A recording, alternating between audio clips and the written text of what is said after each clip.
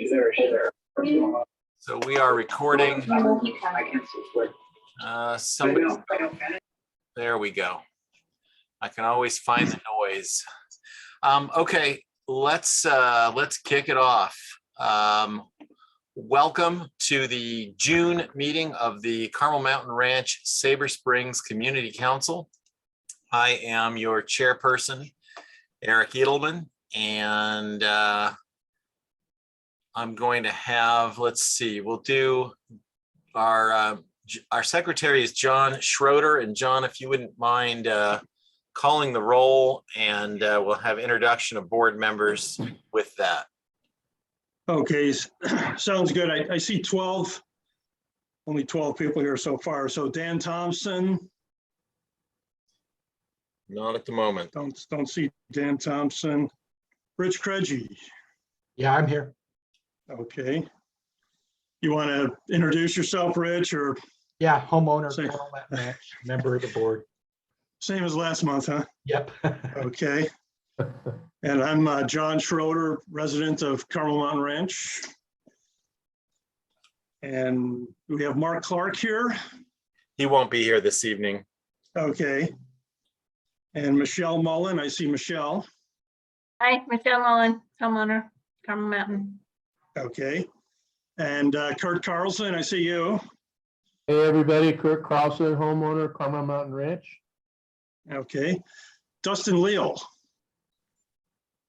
He hasn't been with us for a while. I think we may have lost Dustin.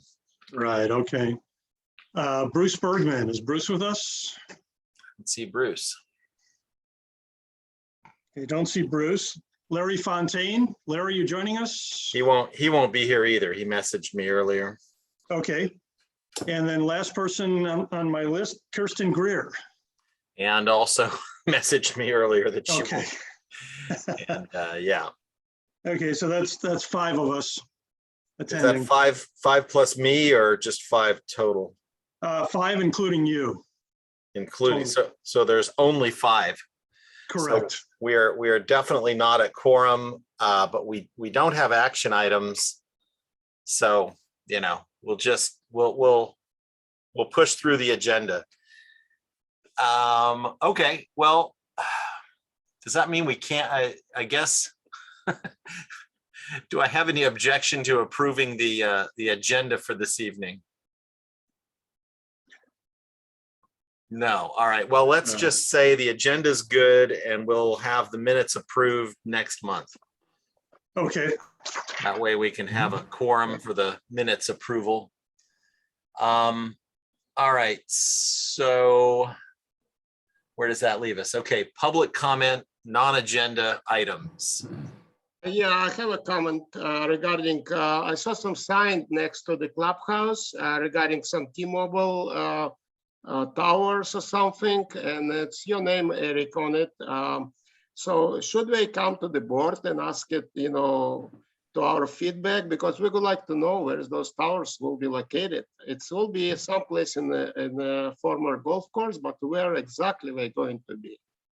Well, yes, I did receive a call from Jonathan Frankel last week telling me that the T-Mobile antennas that are currently located on top of the clubhouse or on the grounds there somewhere are going to be relocated in the same general spot.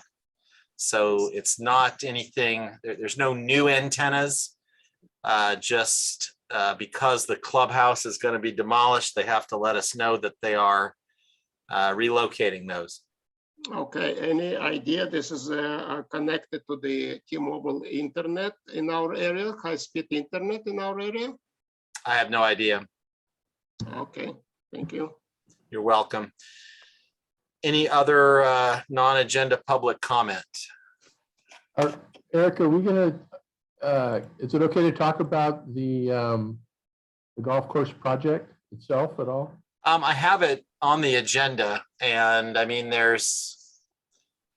why don't we, because we've got the presenter, we've got the reps, we got a couple of reps, and we got the presenter from the city on the organic waste recycling. So we'll let them go, and that way, if they don't want to hang around for our golf course discussion, they don't have to.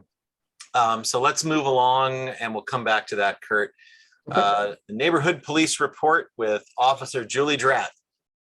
Hi, good evening. If it's okay, I'm gonna go just a touch out of order because I have my new lieutenant here because Lieutenant Ziegler has retired. He retired on May 5th. So I just would like to introduce my lieutenant, and then I'll come back to give my report. So I'd like to introduce, sorry, his name is Lieutenant Dave Bautista. Okay. I always get this thing off mute, so I apologize. Yeah, I just wanted to introduce myself, take a moment just to give you a little bit of my background. So I've been in Northeast now for just about a year and a half, maybe a little over a year and a half now. And took over for Lieutenant Ziegler. We just moved positions. We have 2 lieutenants at Northeastern. One of them handles the southernmost portion of the command, and then I'll now have the northernmost portion of the command, which includes, of course, Carmel Mountain Ranch and Springs. I did live in Sabre Springs for a little while, live in Poway now. I'm married. We have 5 kids, and our grandson is here with us now, so we're kind of enjoying that, getting to spend a little time with him. Just Grammy and Papa here taking care of him for about 3 weeks in the summer. But a little background on my involvement with the department. So I've been on the department for just about, oh, hey, and I've recognized a few of the faces here.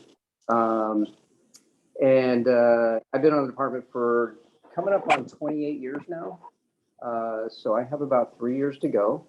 I hope they leave me at Northeastern the rest of my career. I love being there. I love Captain Holden. If you haven't had an opportunity to meet with Captain Holden, he's a great guy. I learn new from that guy every day. As far as where I work, it's easier for me to tell you where I haven't worked, but most of my time has been spent in patrol, whether it was as a patrol officer, a sergeant, or a lieutenant. I also spent a significant amount of time in the training division, which is near and dear to my heart. I love teaching. I love the learning aspect of it for myself as well. So that's just a little bit about me, in a nutshell, really. So I'm excited to be here. Thanks for having me. I'm going to have to cut my attendance to this meeting a little short. I have another one to attend at 7 o'clock. But does anybody have any questions or thoughts they want to share? Any question? Go ahead, Kurt. Yeah, hey, David. So some of the things that I'm concerned about with a new development is obviously crime. Yeah. It's opening the backyards that were once on the golf course now to this public trail system. Before it was a private cart trail system.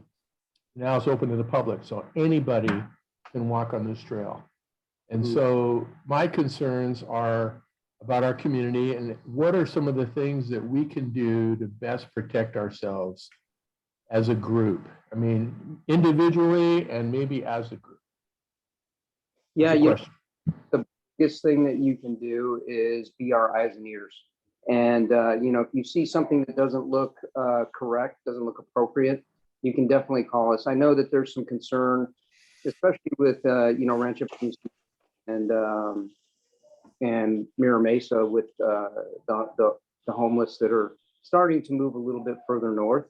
Valid concerns. I think a lot of times with the homeless, unfortunately, comes some level of criminality. And those are things that we're working with our neighborhood policing division with to combat those things. Try to encourage them to move into housing. I did work with I was the lieutenant that oversaw the homeless outreach team for a while when I was first promoted. And, I learned a lot about the mindset of the homeless, which makes it a little difficult to move them into housing and into some permanent, getting them off the street. So I think the biggest thing that I can say is report crimes that you see. And I don't mean just call the police and report them, but have us take reports, because the best way for us to combat that is to have a documented trail of those incidents. If we don't document them, then we don't know about them, and we can't share that with others as well. So, That's one of the biggest things that I can say in terms of that. And then, of course, all the other, safety measures that you can take as an individual. Don't walk by yourself in areas where you feel unsafe, things of that nature. But, it's hard to say. We'll have to see once the development is in place and how that affects us as an organization, first from the police department standpoint, and then, of course, how it affects the community as a whole. I think that still remains to be seen. Thank you. Thank you. Any other questions? All right, well, thank you. Lieutenant, was it? I'm sorry. Yeah. Yeah, Lieutenant Batista, thank you. And we'll go back to Officer Dratt for her neighborhood report if she's ready. So, I am, thank, take over. I'm sorry. One thing that I'd like to do is, if you'd like to take it down, is my work cell phone number. Oh, sure. You can get in touch with me. Of course, if there's an emergency, the best place to call is 911. You can call me second, but call 911 first. My cell phone, my work cell phone number is 619-417-4048. 48. Okay. Is it okay if I share that with the rest of the community? Yeah, sure. It's on my Got it. business card. Okay, great. Great. Well, thanks for dropping in on us. Sure, and I'll hang around for a few more minutes. I don't have to do the other meeting till 7. Okay. And kind of listen to what Julie has to say. All right. No pressure, Julie. thank you, Lieutenant. Okay, so actually that's a great segue into some of the things I was going to report on this evening. So again, regarding the homeless encampments, along with our 72-hour violations, get it done. I know you guys have heard that from me before. I know some things do take time, but again, that's how they're tracked. So when you've homeless encampments, whether they're in the RVs on the streets, whether they're sleeping in the bushes and in tents, etc., please report those on the homeless, and like I said, under homeless encampment on the Get It Done apps, because what will happen is it's assigned a report number. Then the homeless outreach team can go out to those locations and try to make contact with the individuals, offer them resources, and try to get them some help to get them to a safe place to stay or into shelters or some along those lines. Same thing with the 72-hour violations. 72-hour violations are different from abandoned vehicles. Both of those can be reported on the Get It Done app under 2 different things. So abandoned vehicle is one thing, the 72-hour violation is another, and they're handled by 2 different units. So the 72-hour violations will go to our park and enforcement unit, and they'll be handled that way. And then the abandoned vehicles will actually go to code enforcement. It's abandoned vehicle abatement unit, and they're the ones that handle those. And I can tell you now, I know with abandoned vehicles, I have anywhere upwards of between 30 and I believe up to 45 days before you may see something. Because again, these are across the city, but that's why they're given a report number so we can go and you can track down the status. If after that time you're still not seeing something done, please email me those report numbers, and then that way I can follow up on those as well. And again, when you are uploading on the Get It Done app, you can take photographs. Please make sure you have your location services on, so that way it will pinpoint the location of where those, whether it's an encampment of a tent in the bushes, or whether it's a RV on the street. So it is important when you upload the photos to have that location services on. So it makes it a lot easier to go out there and offer the resources. So along with, if it's an RV, a trailer, etc., please, or a vehicle, whether it's a sedan, pickup truck, to take a picture of the license plate. Because when you tell me there's a car parked on the street and it happens to be a street where there's 100 cars, that doesn't help me out very well when there's no description along with no plate. So it is very helpful. So if you can do that, that'd be greatly appreciated. And like the lieutenant said, if you're going to be reporting a crime, again, if it's emergency, call 911, like a crime in progress, etc., call 911. If it is a non-emergency, then the best number, super easy to memorize, is 619-531-2000. Again, that's 619-531-2000 for non-emergencies to report. And then our website has been newly updated. So the website, so if you go to sandiego.gov, that's just the regular City of San Diego's website. And then under the menu, you can hover over public safety and then click on police. And under police, then you can scroll down the page, click on the button that says find more services. And that is actually where you will find all the information regarding, how to file a police report, how to get a copy of a traffic accident, etc. There's a lot of resources available and it's more user-friendly now. So I will go ahead and open it up to any questions. Jump in, anybody. I guess no questions about any of that. You may have heard the beginning of the meeting discussion about speed bumps on Windcrest. It's something I've emailed traffic engineering about, but we've got a terrible speeding problem up and down Shoal Creek Drive and particularly up and down Windcrest Lane. People are really getting crazy. And so if there's anything you guys can do to maybe set up a sting or something to knock that down a little bit, that'd be great. Yeah, no, I have shared with the motor units. I know they've gone out on different occasions, so just depending on the timing. So if it's a continued problem, that's actually as a matter of fact, on our website, they're under the traffic for or concerns for the traffic issues. You can actually go in there as well and put that in, and that'll go directly to the traffic unit. You can also email me more specific times, maybe the day of the week if there's more specific. If it's every day, we get that. There's certain times. But again, if you're more specific with date and time, so I can go ahead and send another email out to our motor units. You got that, Mark? And for the speed bumps, you're on the right track working with traffic engineering. Yeah, I got that one. Maybe like the various times of the day to set up like something in a low elevation, like by the end of the Windcrest Lane close to the Shoal Creek Drive, that will be great. We used to have the policeman live on our street like 20 years ago, and he, before the work, he was, setting up this kind of stuff, the speed checking, and he was writing a lot of tickets, trust me, in the morning. So I'll be really would like to see speed bumps, but in the meantime, it'll be nice to send some units maybe to various times of the day, when I'm not busy, to see and just checking the speed. It will be great if we can do that. Yeah, and just keep in mind, certain main thoroughfares can't have speed bumps put in, and that'd be best answered probably by the traffic, not by traffic, but by traffic engineering, because it would slow down, for example, again, and I can't speak on, which streets fall into that, but again, certain main thoroughfares can't due to the way the fire trucks and other emergency vehicles might have to get through. So just keep that in mind, but just you're on the right track with traffic engineering for sure. Okay. Thank you. Thanks a lot. Thank you. Any other questions, folks?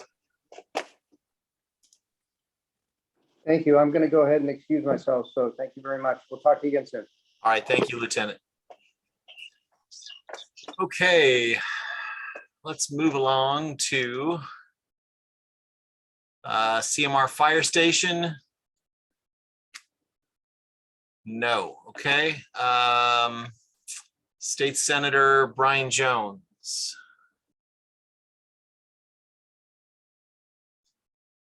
Rick Hauptfield with Brian Mainshine's office. I saw you pop in. Hey, everybody. Good evening. Eric. I don't have a lot for you guys this evening. The legislative session is moving on. Brian's Assemblymember Mainshine's bills are moving through. Not all of them did as hoped, but they are moving through. And mostly I like to come in here and tell you guys that we're here to help. And some of you know it, some of you have reached out to our office, that we can assist, whether it's a state agency or even a local problem. We're going to provide resources, information, or contacts. So please do that. I'm going to put my information here as I always do. And I'm encouraging everybody to reach out. If you have any specific questions, the fastest and the most accurate way to get a response is right there, the email or the phone number. And if nobody has any other questions, I'm probably going to leave it at that. Eric, are you okay with that I do that? Yeah, does anybody have any questions for Rick? Anything Brian's office can help with? All right, fair enough. Eric, thank you again. All right, thank you. I saw a question pop up in the chat about striping on those streets. I assume that's there's the reason for that. It would have to do with traffic engineering. So when they get back to me about the speed bumps, I'll add that into my list of questions. Thank you, Rick. County Supervisor Joel Anderson's rep. Is Mark Schaefer took over for Mark? Are you here, or did Mark take over for somebody else? I know we saw Mark last month, but okay, nobody here from Joel Anderson's office. How about Carrie Carter with District 5 San Diego City Council office? I know I saw him pop in. Kyrie? Maybe I was imagining that. I thought I saw him pop in. No, he's here. Can you hear me? There you go. All right. Good evening. Yeah, sorry. Looks like I'm having a headphone issue. Always something tech related going on with these Zoom things. Yep. Good evening, everyone. Thanks for having me again. I'll keep it brief. I do actually have somewhat of an update on the speeding. I know I had some questions from the last meeting on the speeding on Shoal Creek and Windcrest.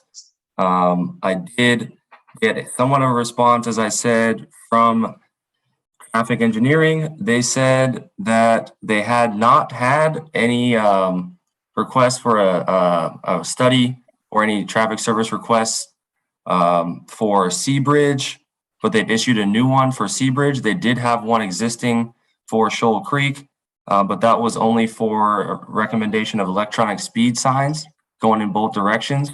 And that one is currently on the unfunded needs list. But again, I will go back and make sure that they know that we are looking for speed bumps and on Windcrest. Right, on Windcrest and Seabridge. Seabridge has them. Seabridge already has speed bumps? Yep. Interesting. Okay, yeah, they gave me some false information there. Yes, Stony Gate also have a speed bumps already. That's true too. Yeah, Stony Gate. Yeah, Stony Gate and Seabridge have them. Windcrest is not. Yes, I'll bring that back again, seeing if I can just keep pursuing that. I know they did ask for 90 days or so on the reissue of that service request. I know it's not what you guys want to hear, but that's what I'm getting. Again, I'll continue to push for all the studies and the reports to be pushed as fast as we can get them through. I do have one other slight update as well. I put in a question to Lennar staff about the increased noise and concerns around that coming from the Junipers project. They said that they are working with their consultant Helix to put out a memo to your community surrounding their plans about the noise barrier and noise mitigation on the site. So I will obviously bring that memo, or if they don't send it directly to Eric, I will bring any updates around that situation to you guys as well at the next meeting. I'm hoping to also have an update on which exact streets were added to that final budget plan and budget review process, hopefully at the next meeting as well. That's all I have for tonight. Again, I'll put my info in the chat as always, and I'll open it up for questions. Any questions for Kyrie Carter with Marnie von Wilpert's office? Doesn't sound like it, Kyrie. I appreciate you following up with traffic engineering on Windcrest, and we'll keep in touch on it. All right. Thanks as always, Eric. Thank you. Okay. Let's see here. I'm gonna try not to butcher your name with San Diego Mayor Todd Gloria's office, Emily Piantanesi. Is that right? Close enough, Piatanesi, but Yeah. it's okay. I was put so Emily close. P because it gets complicated. Hi everyone, my name's Emily Piatanesi. I'm the new community representative on behalf of Mayor Gloria for District 5. Super happy to be here. I'm excited to work with you all in the future. I'm going to try to keep it brief tonight. I also have a meeting at 7 that I have to hop off to. But just quickly, the most recent updates that I have, last month, Mayor Gloria released his May revise for the Ready to Rebuild budget. This is bringing it to a $5 billion budget. It also remains to be the largest investment in infrastructure in the city's history in this budget. Some of our focuses are on housing and homelessness investments, public safety investments, neighborhood services investments, and then, like I just said, infrastructure investments. I wanted to highlight a few of each. For housing and homelessness, we have a new conservatorship unit within the city attorney's office. This is consistent with Mayor Gloria's efforts to reform state conservatorship laws, making it easier for people who repeatedly struggle with mental health crises to receive the help that they need. This totals around $547,000.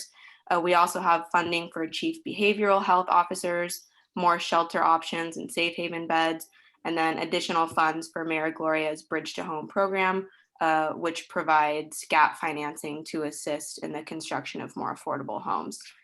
For public safety investments, we have 5 lifeguard sergeants for the night shift, cleaning and security at City Park bathrooms, police officer overtime, and police recruitment services. And then lastly, to top it off, we have neighborhood services investments. Some of these include improvements at our San Diego parks. This would include graffiti removal, turf maintenance, facility improvements, totaling $594,000. Additional staff in the personnel department, arts, culture, community festivals, and then the development of a citywide economic development strategy. Happy to open it up for questions. I will preface by saying if I can't answer today, I'm happy to get back to you in the future. All right, anyone with questions for Todd Gloria's office? Now's your chance.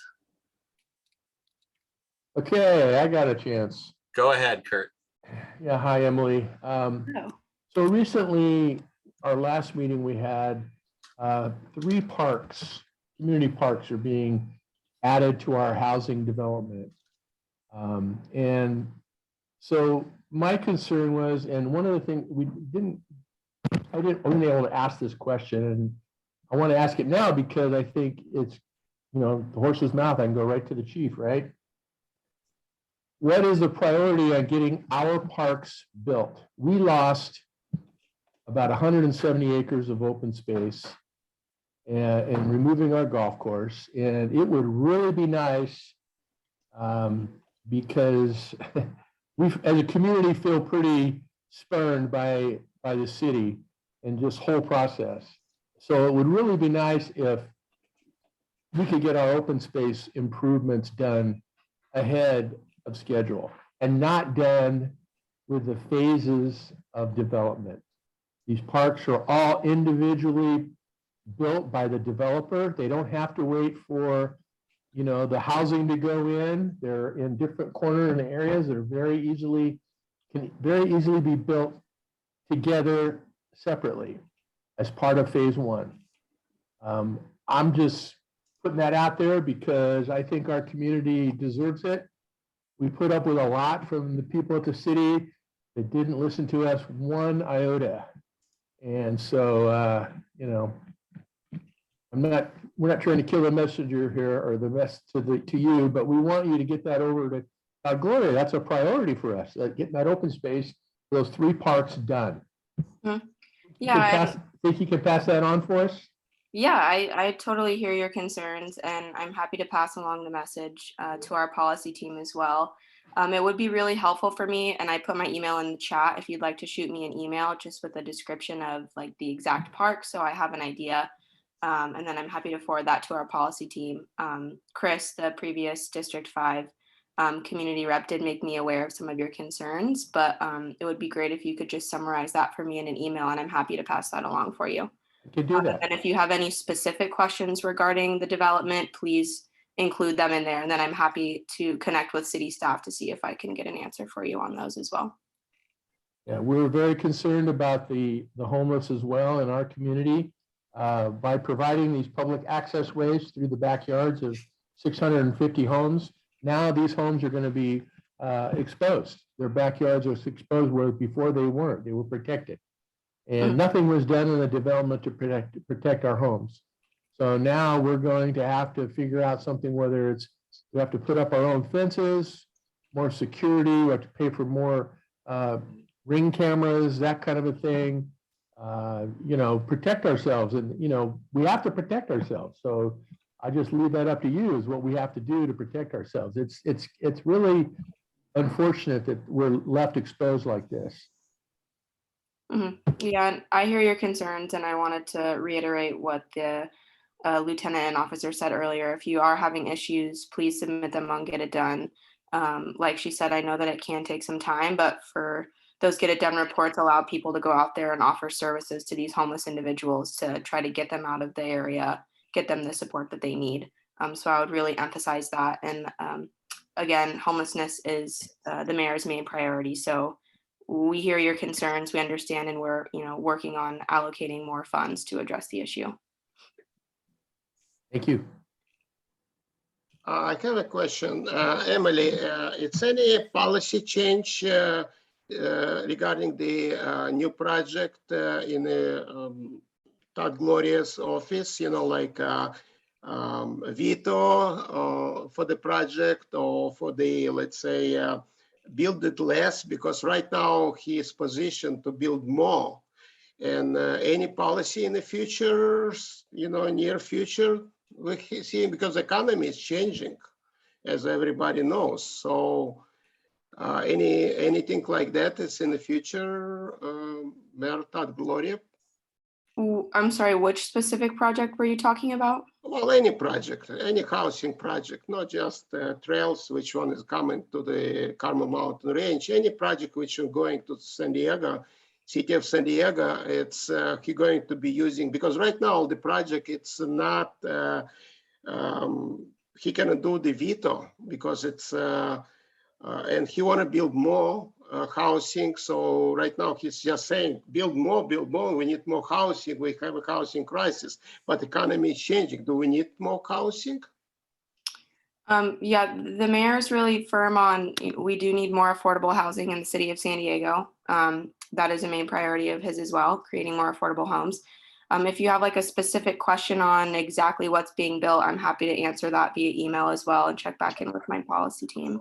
Well, we had exactly concern about our trails project, but he wasn't, that project wasn't being for the veto of the mayor. So mayor couldn't even say anything to it. You know, even was trying to contact him for, you know, to voice our concern, but he didn't want to meet with us, number one. Number two, that project just was the stage of the project was not be able for the veto. Even with you know, the Todd Gloria will say no, that project could not be built in Carmel Mountain Range. City council anyway say, you know, the word. So the actually the mayor power is there. We don't have a mayor power. Okay, So, I think the question was answered, Mark. There's been no position change regarding overall development, and the mayor does not have veto power over city council decisions. yeah, And that isn't likely to change in the future either. So I think, so no policy change, even the economy changing, right? This is the answer, Emily? I mean, again, to reiterate, so, you know, one of the mayor's priorities is providing more affordable housing in the city of San Diego. I don't necessarily think Yeah, but do you know the project trails, the affordable housing going to be built in the phase number 3. It's in like 5 years from now. Do you know that, right? Yeah, I mean, I'm happy to look up more details on specifically that project, on like the timeline of it, if that's what you're concerned with. Well, yes, because the affordable housing going to be built in phase 3, and this is by our rec center. So this affordable housing going to be consisting the apartments. So those ones are going to be built after phase 1 and phase 2 going to be built. And after, you know, New Urban West going to make some money, and then it's going to be economy change, and you know, it's going to be never going to build affordable housing. Mm-hmm. So, Yeah, I believe we should be built first. Yeah, I hear you. I understand your concerns. And again, I'm happy to answer any further questions if you don't think that you got the answer from me right now. But if you'd No, like to send me an it's email, okay. I'm happy Alright. to double check for you. Thank you very much for your answer. Thank you. Thank you, Mark. Okay, any other questions for Mayor Gloria's rep? Okay, I think we're good. I appreciate you coming, Emily, and as always, let me know if there's anything that you need from us. Thank you, everyone. I put my email in the chat as well. So if you ever need anything, please don't hesitate to reach out. Thank you very much. Okay, moving along. I'm pretty sure Tony Kempton with San Diego Planning isn't here. Okay, anybody from Scott Peters' office? No? Okay, then. That moves us on to item K, which is, I'm gonna try not to butcher your name, Polina Osipova with San Diego Environmental Services. I believe you have a presentation. Do you need sharing ability? Yes, please. Not a problem. Okay. So I'm going to make you a co-host and that should take care of that. Whoops, wait a minute. I'm not sure I made you a co-host. I think I did that for John Schroeder instead. The menu jumps around here. Make co-host. Yes, you should have it now.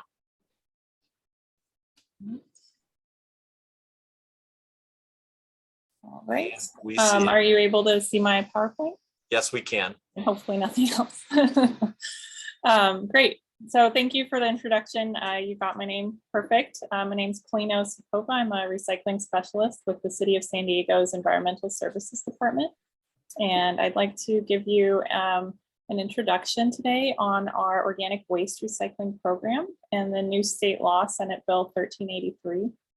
I'd like to let you know what's going on in the city now and what you can expect in the future. So this is a big new statewide mandate. You might have heard about it in the news or on social media. And it affects all property types, including businesses, commercial properties, like churches and schools as well, and homes. And I do want to note that for city service residences, the organic waste collection has not yet begun. And I'll provide some info on what the plans are for that, but I hope that I can come back in the future when we are ready to roll that out and give you more details on that. And then I'll be able to answer questions and take down any feedback or concerns at the end as well.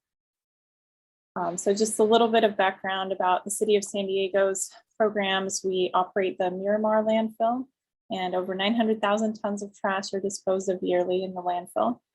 We have a recycling ordinance that requires everyone to recycle. And the new state laws requirements have been incorporated into our recycling ordinance. So that's been amended, and the amendments actually go into effect today. So Senate Bill 1383 was passed in 2016, and this is a massive effort to combat climate change. It aims to do this by implementing organic waste recycling and surplus food recovery statewide. So the definition of organic waste in this case is food scraps, food soiled paper, yard trimmings, and clean wood waste. And when organic waste is disposed of in the landfill, it generates methane, which is a greenhouse gas that's 84 times more potent than carbon dioxide.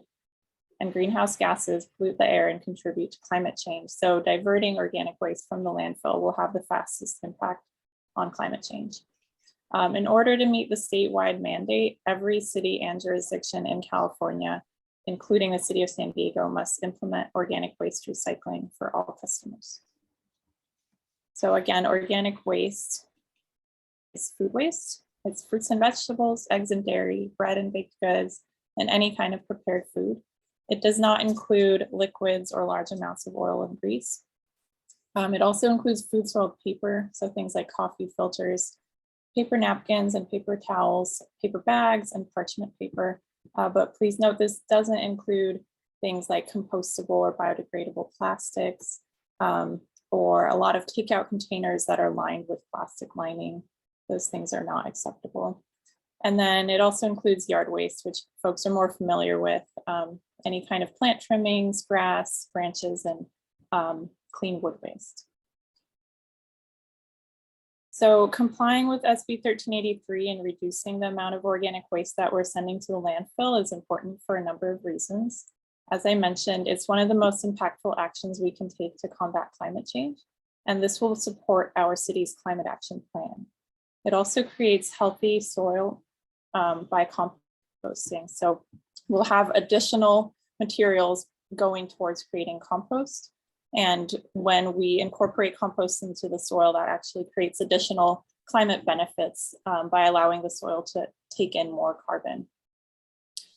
This will also support our city's zero waste plan. So we have a goal of zero waste by 2040. And finally, it extends the life of our landfill. Now, the new recycling rules are a pretty big change from the way that we've been doing things. So it's still taking the city a little bit of time to roll it out to city serviced homes. So we're working on an implementation plan that will explain the new residential collection process in detail. And because of the size of our city, we're going to roll out the residential collection in phases as opposed to all at once. And we'll be providing updates on the rollout through our website as well as through other channels. So for city serviced residences, they will receive collection containers from the city. And then business and multifamily property owners that have a private hauler servicing them, they're able to already reach out to the hauler and receive their container in their service. So these are some of the things that we're currently working on to implement the new organics waste recycling program. We're establishing funding. So we've secured some funding from the state for our residential collection containers. We're also working on procedures and scheduling for the new collection. We've purchased new trucks for the organic waste service, and we're planning to expand our composting facility at the Miramar Greenery. We're also hiring additional staff, which includes truck drivers as well as support staff. We're working on education and outreach pieces such as this presentation, a variety of signage and print guidance. And we have our website and FAQs as well. And we're making an effort to ensure that our outreach is available in a variety of languages. As I mentioned, we've amended the municipal code to include the requirements of the state law. And we're also amending our franchise agreements with the private waste haulers to ensure that they're also complying with the regulations. So the way that this impacts the average person is we will all be diverting our organic waste from the landfill, whether we're at home or at work or out at the mall. There will be separate containers for depositing organic waste, including food waste. And then the organic waste needs to be collected at least weekly by a private hauler or by the city. So just a closer look on how this will look for businesses and other commercial sites. So the business will need to provide employees and customers with containers for food scraps and organic waste. And those can be containers of choice. We recommend color-coded containers so that they're consistent throughout. The employees will need to empty that container, the indoor container, into the dumpster provided by the hauler or other bin.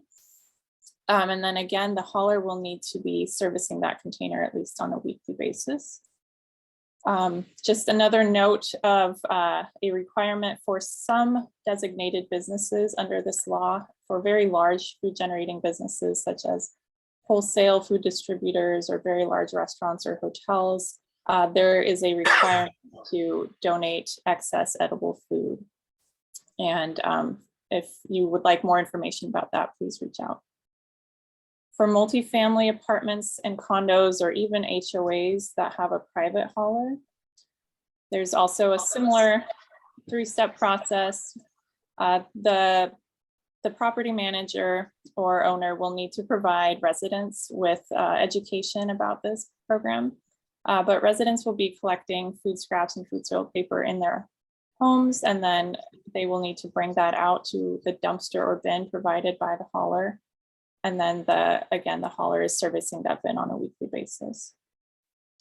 So right now we're encouraging any business or multifamily owners or managers to go ahead and get in touch with your private waste hauler to sign up for service.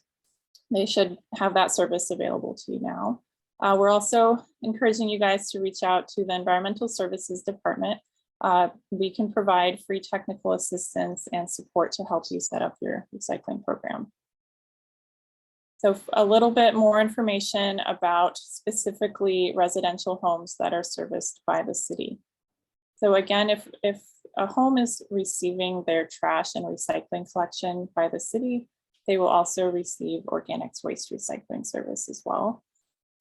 And as I said, the rollout for that has not yet started, but we will be posting updates at sandiego.gov/organic waste recycling. And I'll have that email or that website at the end as well. For city serviced residences, similar 3-step process, that the kitchen pail in that image, we will be providing something similar to residences for free. But folks can use any container of their choice inside their home. I personally use a yogurt container. And then the green carts will be for food waste as well as yard waste together. And the resident will just need to bring that cart out curbside for weekly pickup, the same as they do for their trash. So as I mentioned, each residence will receive a kitchen pail and also a green cart. And that kind of works in 3 different ways. Some folks already have a green cart. We call them automated because the truck picks those up automatically. So they'll keep that cart, and once notified to do so, can begin putting food scraps in there. For the folks that have manual or bundled collection at their home, where the city worker loads the waste, the yard waste into the car, into the truck, those homes will receive a green cart. And then for folks that don't have yard waste collection at all yet, they will also be receiving a green cart. And I just want to conclude by saying we're here to help. As I mentioned, we provide free technical assistance to help you set up your program, whether it's a business or a multifamily or any kind of facility. We're happy to answer questions from residents as well, of course. We can provide training presentations for employees and tenants, and we have a variety of educational signs and handouts in a variety of languages as well. And here's my email if you'd like to send me any questions. Also happy to answer them right now. And if I'm not able to answer them, I will get back to you. We also have these 2 websites that I recommend. It's our website for the updates on the program, and then the state's website that gives an overview of the state law. Are there any questions? Any questions, folks? Yeah, I do have. Okay, Well, let's go. Kurt. Let's Yeah, go Kurt first. Kurt first, and then you can go. Go ahead, Kurt. Hi, Paulina. So right now, some of us have a lot more yard waste than others. And so we're, now taking regular trash cans and sitting them outside next to the regular trash cans where we're putting some of our yard waste in. What, is that okay if the green yard waste containers are already over full? In other words, if we have more than that goes in our container, it's okay to put in these auxiliary trash cans? So the switch, when this organic waste recycling starts, it'll be a full switch to the automated system. So it'll just be the automated trucks. So if you're putting out your yard waste in other kinds of containers, there's no way for the truck to pick it up. So we do get this question a lot because I know there are a lot of homes in the city with a lot of yard waste that use their own containers. So there will be a process for obtaining additional containers, but I don't know exactly what that process will be at this time. You might know that if you request additional recycling containers, there are up to 3 free blue recycling containers. So I can't say, but it might be something similar like that. So the other plus is that the collection will be weekly. So you'll have a more frequent pickup as opposed to now it's every other week. So these are large containers. These are the 95-gallon, which are several times bigger than a regular trash can. So they'll be able to hold more as well. You said they're automated trucks, but aren't the trucks that are picking up now the automated type, you know, with a claw and it just pulls up and picks them up? They're doing that right now for the regular trash cans when there's an overflow. Just so you know. Right. Oh, so are you putting your yard waste into the black trash containers, Yes, but it gets picked up as yard waste or as trash? it gets picked up as it's in the regular trash. Okay, so it's just going into We the trash. we don't have the green containers in our Oh, neighborhood. got it. Yeah. Yeah. Okay. Sorry, I misunderstood. I thought there's a lot of neighborhoods where they just have the they provide their own yard waste containers, so it's just kind of like a standard you know, plastic trash can. So yeah, I think in, you know, in your situation, you would probably want to get multiple green containers, but I don't have details about how that will happen. I know for now, every home will get at least one, and then there will be an option for folks to obtain extra ones. Okay, okay. All right, Mark, you had a question? Yeah, so I guess the yard waste, you know, like leaves from the palms and everything will go now to the green instead of black, correct? Right, yes. Okay, I understand it's a state law. But it's going to cost a lot of money to the businesses, and we have probably to hire new personnel to do this. You know, to separate the food waste for especially for this, because right now we struggle to even get help. You know, a lot of restaurants, and now we have to have more people to do this. You see, I work in a restaurant, and I know how this works. And you know, the food waste, you know, people when it's finishing eating and leftovers, we just throw it away in one bin, you know, and everything with the napkins and everything. And then now we're going to have special people dig with those you know, baskets and figure out to separate the napkins and separate the waste of the food leftovers. So how, you know, I know this is state law, but this has added up additional cost to the restaurants owners. And now we're already struggling, and now we have to increase cost of the product, what we're selling. So I think it's a big mess and a big headache. That's my opinion. I'm sorry, Paulina, but it's what is it? I'm sorry, it's a big mess and a big bureaucracy, when like used to be in my old country, USSR. Sorry. That's my old country too. But you know what I'm talking about. But yeah, I hear what you're saying. The timing is really difficult. We've been hearing from a lot of businesses. You know, it's going to add up a lot of cost to the restaurant owners. For the small businesses, basically going to struggle more, because we need to hire this and go through this. It's big headache. Thank you. I hear what you're saying. I'll take that feedback back with me. The one thing I can say right now is that, you know, our main focus is on education and outreach, and seeing that folks are willing to move in the right direction and willing to work with us. So we're not going to. Yeah, but if we don't go and work with you guys, you're going to guys penalize us, right? If we're going to stick, you know, in the black bin instead of green bin food, you're going to open up and find it, and we're going to penalize us. Exactly. This is what's going to happen. So the state law actually does require jurisdictions to enforce. Well, it's a requirement. Yeah, you see, so we don't have no choice. We have to do it. Yeah, but again, the enforcement, you know, we want to take an approach where we're working with people and we're working to make sure that they are aware of everything, and education first. So we're not going to come out and start finding people right away. As a part of education, going to be some videos to train people, you know, the communities, how to do this. It's going to be something, workshops or something, because it's a big job. Yes. Yes, I agree. It's a big job. We do work with a lot of restaurants already, and we're happy to actually provide training for your staff. We actually have a training presentation that I could share with you. It's not posted on our website, but I hope we will have something on our website soon. But I could, if you'd like to give me your email, I can show you, send you our YouTube video. Well, it's okay. I'll take a look on your website. Okay, thank you. Thank you for Okay, your thank you. presentation. Thank you. Mhm, thanks. Okay, any other questions?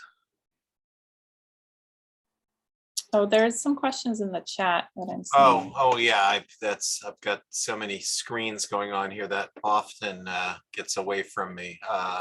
Where did it go? Chat, I just had it here a second ago. Oh, here we go, chat. Question on recycling batteries. That doesn't fall under your purview, I would assume.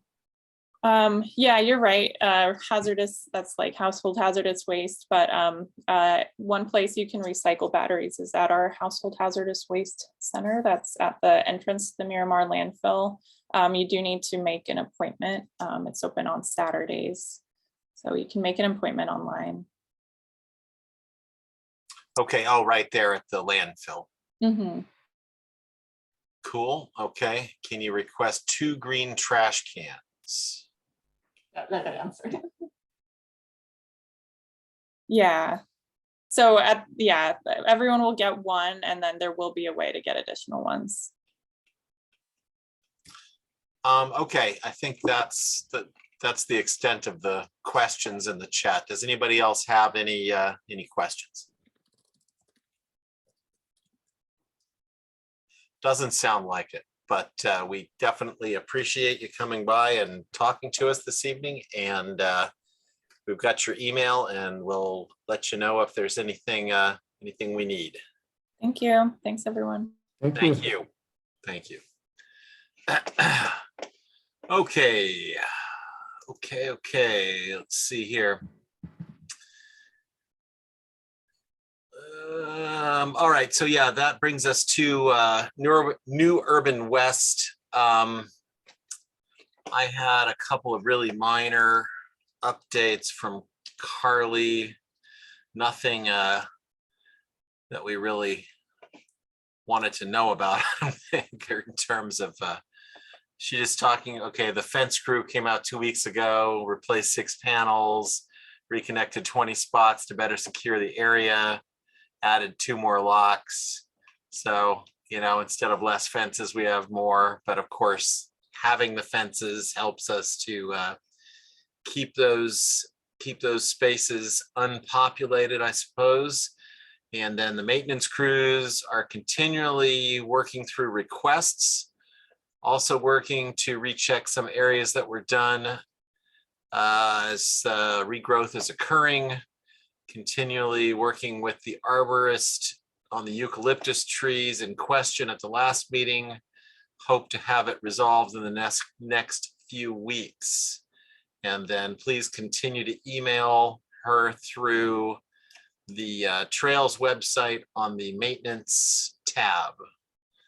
So that was the update that she provided. She couldn't be here tonight to answer any additional questions. They had a meeting, I guess.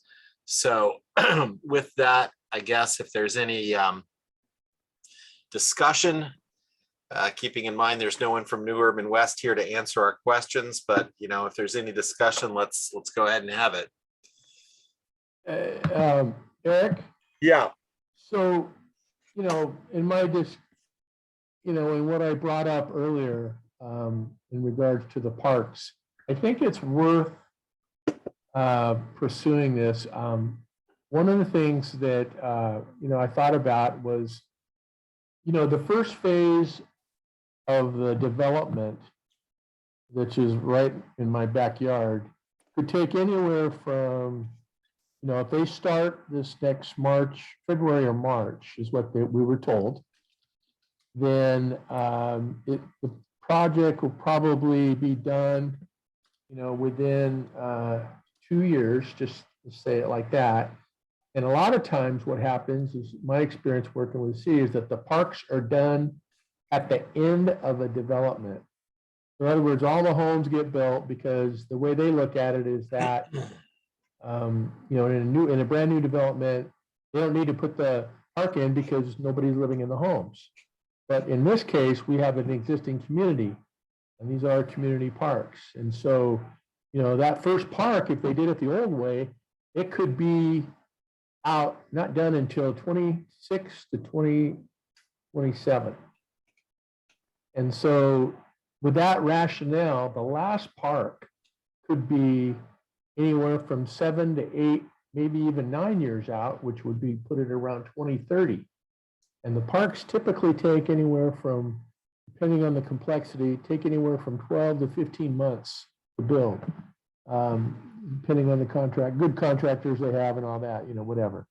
But now, this is not a city park project that's being built. This is a developer-led planning effort. So technically, it should go quicker. And that's my whole concern, is that, here they are making this big deal about all their parks being brought in and all that. Well, I think they should be held responsible for putting them in early. And not held responsible, but at least, they should give us one. I mean, this whole process has been very irritating for all of us. And we're not going to have much of a chance the way things are going for community planning groups. So this is our last, chance to maybe have an opportunity to voice, let's get these parks up front, let's get them built. They're all separate. They're not isolated. I mean, they're isolated. They're not, adjacent and relying on a development on a road or anything else. So it could be, a really a win-win for our community. So I don't know how the rest of you, all 5 of you, feel. But Well, I think I don't see anything wrong with trying to push that agenda with them. I mean, I would love to see the parks done first. I mean, that would be that'd be awesome if they could get that done first. So I think between whatever pressure we can exert on them and the city to make that happen, I guess that's what we need to do. And as we've learned, it's a lot of sending emails, asking questions, waiting for them to get back to you, and then doing that, lather, rinse, and repeat kind of thing. So I don't see anything wrong with doing that. And if you want to lead the charge, man, go for it. Well, I have a comment to make. Yeah, this seems to me it's remember, Kurt, what's happened to our recreational center and our library. Remember how long it took them to build it at Presley? Supposed to build it in the beginning. So they took a long time to do this. And actually, Presley is supposed to build it in our neighborhood, the community pool. It was a part of it, of our community center, right. But they never did it. They never did it. So this is what we're doing, all the developers, and that didn't change 30 years ago. Today, same. So I would like to see park build it first, and then, to build the community, since I'm agree with you on this. Yeah, we're supposed to, but I don't know how we can change that.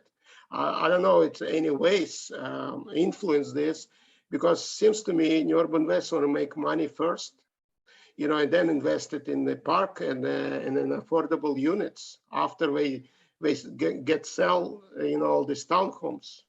This is what looked to me. So this, and also, I want to make another comment. I've been working with the community on Windcrest Lane and Stony Gate over 2 months since we received for the review of the trails. And we noticed it has been changes done by New Urban West on Unit 8 specifically. I don't know if any changes been done in other units. Yes, it's been lower amount of units, and was changed from multifamily to the single homes, like on Unit 1 and Unit 16. to the single family homes, and the amount of units which been going to be built on unit 1 supposed to be 66 before apartments, now is going to be 52 single family homes. On unit 2 was projected like 80 something, 86 or something, now it's 52, townhomes. It's just, but on unit 8, it was projected before 98, was being approved by city council, and they still doing 92. Plus approved plan, what we noticed major changes is the elevation. And I would like to point to look for the Kurt, if you can do it, look it up at where you live, if they change any elevation of projected unit. Because in our, we raise the elevation to 10 feet high. I see, they've been approved at 640 feet over the sea level, around the drain, how you call it this, which one I'm talking about, the drain. Hold on just a second, I'll tell you what it's, call it, hold on just a second, I'll tell you exactly what I'm talking about. This one is basin, around the basin. Now we're requesting 650 on edge. And by the fence, where our property is sitting on Windpress Lane, we raised the wall of the basin to 639 from 630. So it's going to be a wall next to the fence, to the metal fence. It's going to be 5 feet height. Okay, and also we don't put any shrubs and anything along where is the basins is located to the shaded from the the existing homeowners next to the fence. So number 1 is security. Number 2, we don't have anything like any shrubs, any trees, anything on that little slopes. So I've been in contact, we've been really voice out. I've been with the Mr. Frankel voice out, and I've been with the city already. And the project right now following the review process, and the project is in recheck for the drains and sewer and for the transportation right now. And engineering is still not been done. It's supposed to be done in April.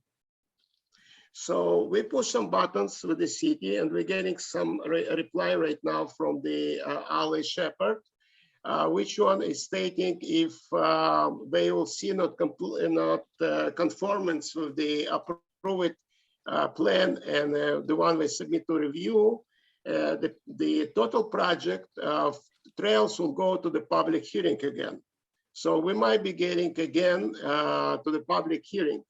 Because it's they can deviate tolerance maybe 1-2 feet in height, but 10 feet it's too much. Because right now we're sitting, let's say, 13 feet higher over the old golf course. When we're going to raise it, the elevation 10 feet is going to be those new homes is going to be higher than our homes. Hey, Mark, is there like a point that you can come to here? I mean, well, the point is we need to look it up on the plan, which one is now under review, and make sure the elevation what we submitted to the review right now, it's same what we got approved. If because if what is the end in mind that you have? I mean, well, are you wait, whoa, hang on. Are you suggesting that somehow we're going to force another public hearing on this? Is that your point? Well, we're not forcing it. Oh, the city you're saying there may be one necessary, or? Well, yes. In Unit 8, specifically in lower elevation, it's right now it's a deviation on 10 feet. The elevation. Okay. Numbers. Well, we need to. And plus the trails, we're going to cut it on the slope. And the trails is going to be just right, like about maybe 6 feet from the fence of the people. They've already said they're not moving the trails. Yeah, I know. Well, we're moving actually. We move it. On Unit 8, we move the trails other side. We totally change. If you look it up, what we submitted to the city council approval on unit 8 and what we under review, you'll see the difference. Okay. Well, I don't know, perhaps you'd like to head up a special subcommittee on all of this. I mean, we're just, No, I don't. I just wanted to put your attention, it's not like seems everything, and we don't know what changes were made in elevation and other units. well, I'm not, What? okay. I Go ahead. had a comment just real quick, Mark, that the units on the plans, you realize that where they say 2-story and 3-story, it's really 3-story and 4-story. Yes, You because understand that, right? yeah, because And then- garage is on the first story garage, if you look it Right. up on the plan. So you're saying there's 10 feet more above that they're allowing? Well, the pad, it's 10 feet.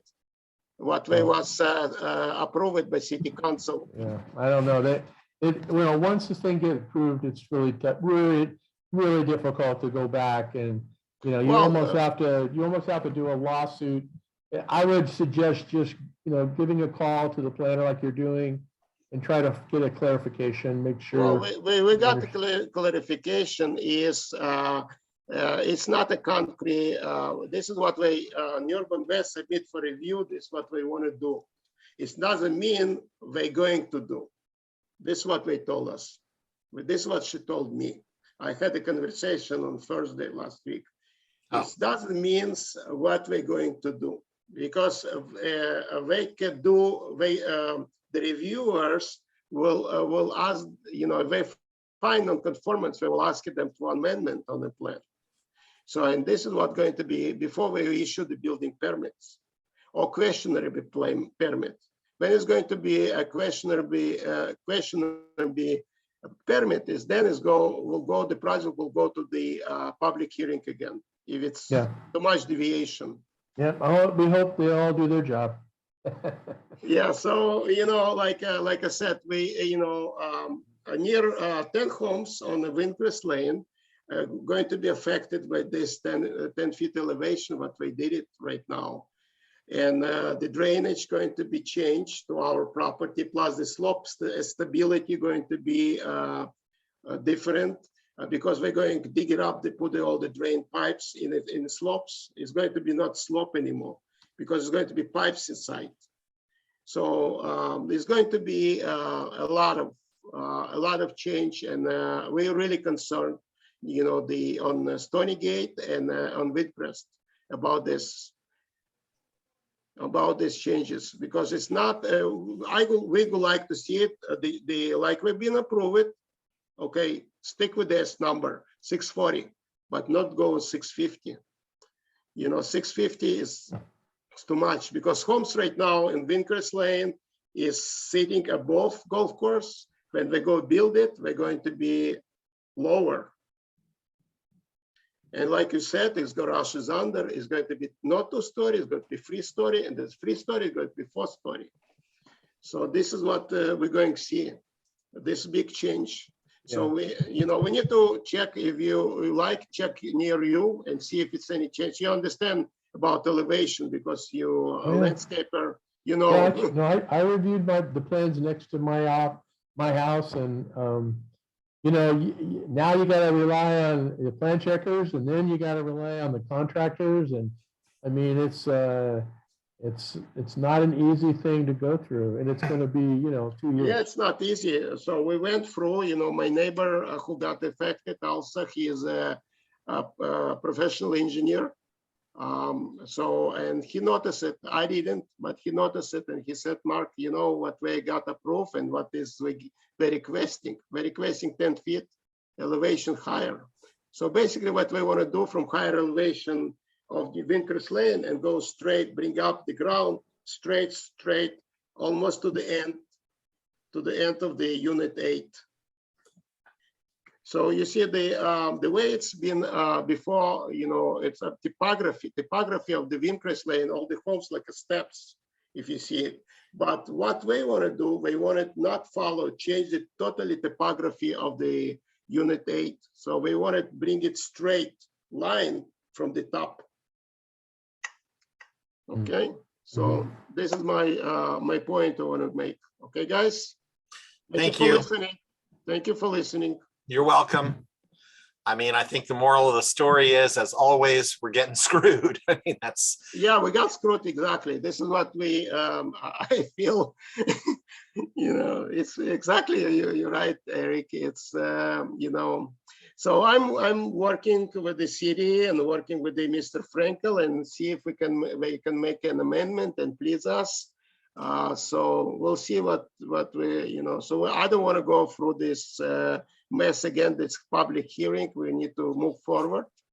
We decided as a community we need to move forward to have those changes. So, but we wanted right changes so we can live with, so they can live with new neighbors who comes here, can enjoy our community, and we have to enjoy our community.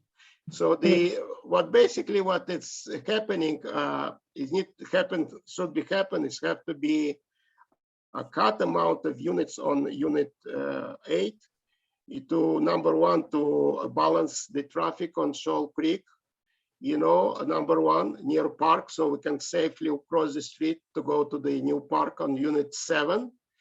And same time, that elevation, because we're raising elevation because of the 15 units, the one we want to fit. So we need to get rid of the 3 buildings, 1E, 2E, and 3E, which one is consists of 15 units. So then that way we don't have to raise elevation. We just stick with the numbers we got approved by City Council. It's all easy. Good luck. okay, so Thank you. thank you, Mark. Any other discussion regarding that agenda item? I think Real quick, is John Frankel still I thought he was with Atlantic Group. he is. Yeah, So is he just being the spokesperson versus Lennar? No, he's in charge of the project, still in charge of project. And Kathy Reiser, she is a principal of Atlantis. Right. And she's boss of look like she's a boss of Frankel, Mr. Frankel. And because we contact her and she recommended to get in touch with Mr. Frankel, he's in charge. So this is what I get feeling. So he's the man. Pass the buck like any other boss. Yep. Right. Okay, so moving along, I put in the chair's report that I was gonna give some update on this community planning group, quote unquote, reform that the city is working on. And boy, I had some notes and now I can't find them. There was a robust discussion about this at the CPC meeting a couple weeks ago. What day? Oh, it was the end of the May CPC meeting, where all the community planning chairs get together.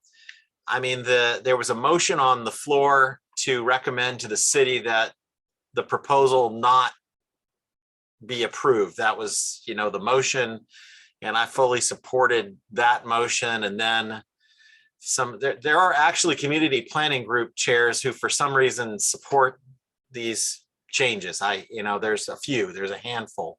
Anyway, another motion managed to worm its way in that said, well, we shouldn't just reject it because then it makes us look like, the argument. So my point was we should make a stand at some point here. I mean, we should just tell the city, no, this stinks. We don't like it. They're going to pass it anyway. So why are we going to spend a bunch of time coming up with a bunch of recommendations that they're not going to adopt? Well, guess who got appointed to the subcommittee to come up with some recommendations? I'm going to be going to a special meeting on the 13th to try and come up with some constructive ideas for the city to improve these planning group changes. But the bottom line is, we're getting cut off at the knees. We're getting steamrolled. It's going to pass the same way they did with, it's just grassroots, community-based groups are getting shut down left and right. I mean, it's a government power grab, and it started in 2018 with Republican council person Scott Sherman. It continued with the Democrat. I mean, it just is, regardless of party or anything else at the city level. They're just consolidating power based on, statements that, well, there's a new state law, there's a new state mandate, there's this, there's that. Planning groups violate the city charter. I mean, there's, one of the motions on the floor was to tell the city that we want to amend the city charter. Well, that requires a ballot measure. It's just, basically, it just seems impossible that we're going to really make any headway, but we're going to try. And so I guess the only takeaway I have from the whole discussion about planning group reorganization is that it was supposed to happen earlier this year. And, we've managed to sort of at least tie them up a bit with some complaints and recommendations that they've given some lip service to. So, I mean, I think before the end of the year, this thing's going to be codified, and then we're going to be having to reorganize ourselves into a new planning group under these new guidelines. And I'm not clear on exactly what those are yet, except really for us, I don't think much changes. We don't get any support from the city now planning. Yeah. So what's going to change? And, when it comes to development projects, they're going to codify that there's no requirement to come before us. And the requirement to come before us now is really just it's a rubber stamp. It's a checkbox. They don't really take our recommendations to heart anyway. It took the HOA suing the developer and the city to really get any meaningful, if you can call the changes they made meaningful, change on the project. I mean, there's a manufactured housing crisis that is driving all this development. I don't understand it. I don't like it. None of us like it. And we've fallen victim to it because we had a bunch of parcels of private land in our backyards. And, so we're getting a firsthand schooling in how this all works. But anyway, the bottom line is there's a special meeting on the 13th, after which I should know more about whether or not we're going to have any meaningful dialogue with the city on planning group reform. But in my opinion, I don't think so. Those meetings, I think, are available on the city website. You can hear my entire rant, which was sort of similar and possibly more organized than what I just did. But in any event, there's really nothing else to say about that from my end right now. Other than like everything else, we're getting screwed. That's too bad. That's too bad. I know they don't. I mean, I've requested I think Kyrie dropped out a while back. I've requested a meeting with Marnie to talk about, how we feel about this. But, it drives me nuts in these large city meetings where there's all the planning group chairs. It's just so much. We just get mired down in minutia and making motions and seconding motions. And, at the end of the day, it's all fairly meaningless. I think, we need to look at our community planning group as kind of what it is. It's a place where our representatives can come and interface with the community. And I'm working on getting us back in person, but now the library, they don't have the time or space, and the rec center, they're getting shafted by the city too. So they don't necessarily have staff to be there in the evenings. But, so I mean, the virtual meetings may be the way of the future. I don't know.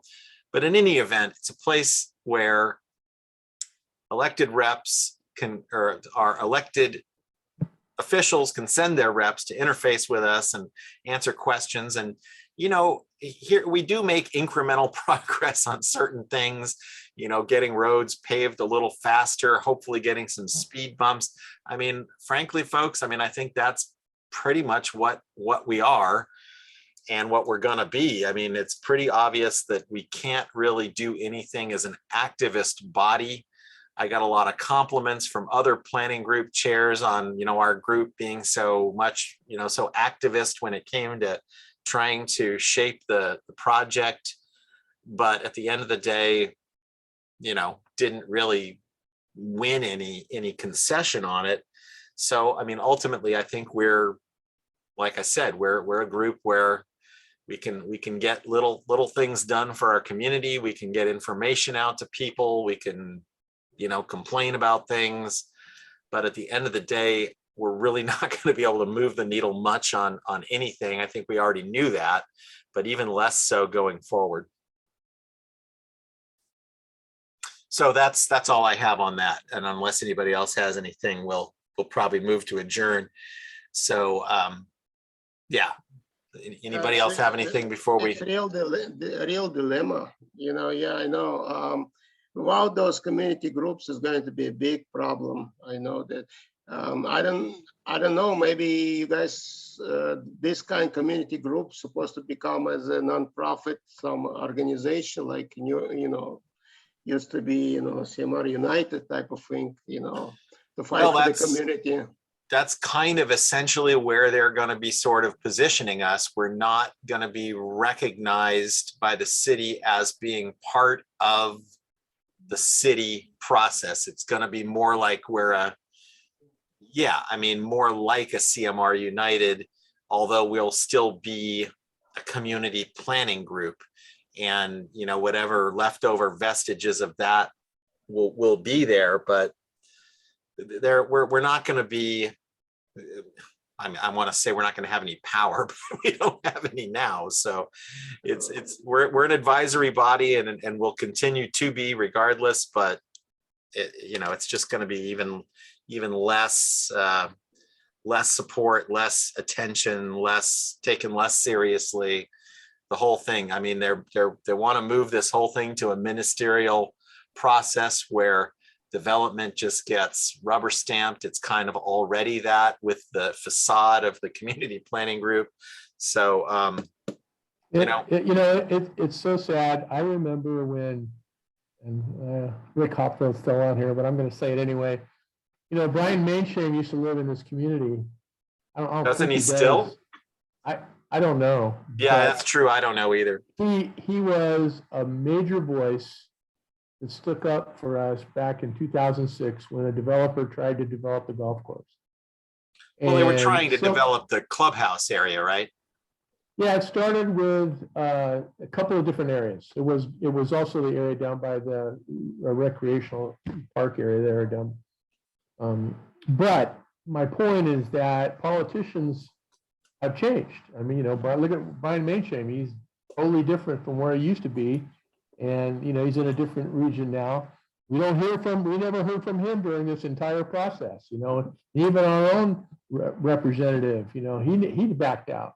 So, you know, it's a kind of thing where the way politics are going, they're directing more government control, more, they don't want people, peons like us, the community. They just want us for votes, and then after that, it's forget you. And, you know, yeah. I think it's just a really sad day. I mean, our children's children are going to have to put up with a lot of these are major mistakes. I think they're major mistakes. And it's going to affect our communities greatly. Quality of life is not being helped, you know, and I don't care how many bills Brian Mainshame puts up there. You know, he was sort of a trend that happened back in the day. And guys like him, you know, which I personally feel like it's almost a traitor, you know, kind of thing. That's the way I feel. You know, Nathan Fletcher's right there with one of them. So, and anyway, I better shut up. I get in trouble. Yeah. I mean, I know where your head is at, and you know, I don't completely disagree. But getting any deeper into that would begin a political discussion that we don't need to have here. Well, Kurt, I remember I was at that meeting 2006 in the library when Brian came out and well, he was visiting every hour meeting, if you remember. You know, that days, every meeting he was there, and he said right there, if that project will come on my table to vote, you have my vote no. And this was at that point. Remember that? Yeah. Oh, yeah. The project just died right there. I remember it too, because my wife was on the community council at that time. I remember going, you know, I remember it. I remember all the people spilling out of the library. I mean, that was a moment for sure. And I think, you know, a lot has changed since then. And obviously, I don't know at what point the politicians decided I can't take a position. I can't take a position on this. It's such bullshit that they can't take a position in public on a project before before it comes before them in session. It's like, you know, I don't get it. But what I would like to do now is adjourn the meeting so we can all go about our lives. And I hope we have more than 5 of us at the next meeting. We've got another park survey / discussion happening, and hopefully we can advance our agenda of trying to get parks built sooner rather than later. Boy, Kurt, when you said 2030, I was like, holy crap, you got to be kidding me. That's right. I mean, you're right though. That's 2030. It'll be pushed back to where some of us won't even be here when some of those parks are built, you know, I wonder we if won't remember.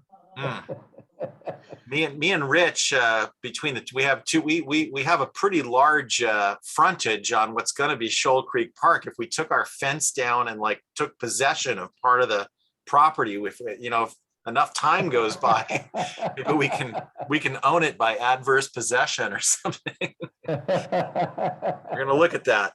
But yeah, all right, folks. Thank you so much. I appreciate all of you as always, and we'll live to have another meeting next month, and I'll report back on what happens at the special meeting regarding community planning groups. But I think I already know where this is going, and I think most of you probably would agree. So anyway, fight hard.